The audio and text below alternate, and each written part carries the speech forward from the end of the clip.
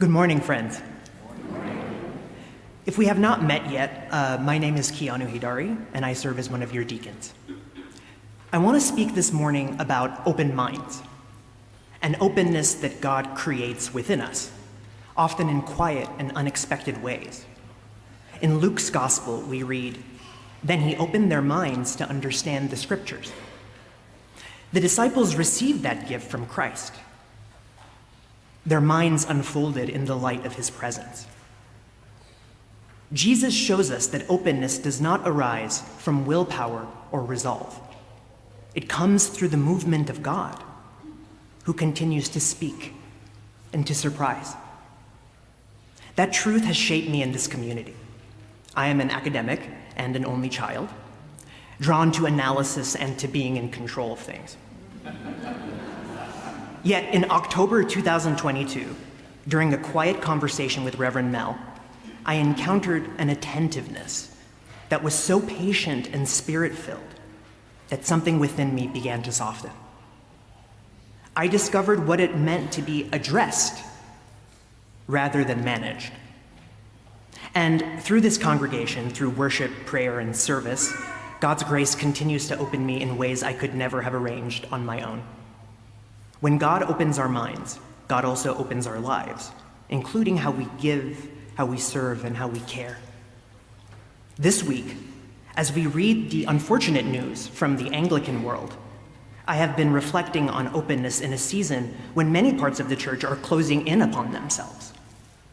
The Global Anglican Future Conference, otherwise known as GAFCON, formed in 2008 in reaction to the inclusion of women and LGBTQ Christians, has now declared itself the official global Anglican communion. It has rejected the Archbishop of Canterbury and other instruments of communion that have guided Anglicans through fellowship and shared discernment. GAFCON now urges provinces to sever ties with Canterbury and to create new councils in its own image. At the same time, the Church of England's bishops have paused their plan for trial blessings for same-sex couples.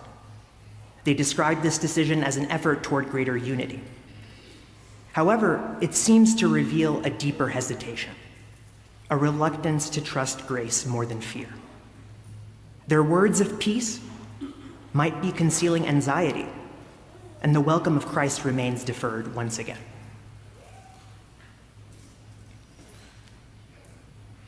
These events raise a question that reaches every community of faith, including our own. What holds the church together? Some voices claim that purity of doctrine defines communion. Others glimpse the deeper bond of shared grace and mutual care. Whenever fear governs our faith, the heart of the church begins to contract. An open mind shapes more than belief. It shapes a way of life. The spirit that invites us to listen without fear also teaches us to give without calculation. Openness to God's voice grows into openness toward others, both their tangible needs and their longing for belonging. From this soil, generosity takes root.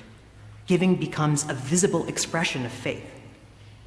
Our stewardship season gives us a chance to live this openness together. Each pledge sustains the ministries that make this place a dwelling of grace. Pledges pay our staff, fund missions, keep our buildings' lights on, and strengthen the worship and service that define our life as a congregation. Every gift, no matter its size, keeps the work of love visible. Each commitment declares faith in the future that God is shaping among us. To give is to participate in that future. So stewardship can become readiness, the same readiness that allows us to hear God's voice. Thank you.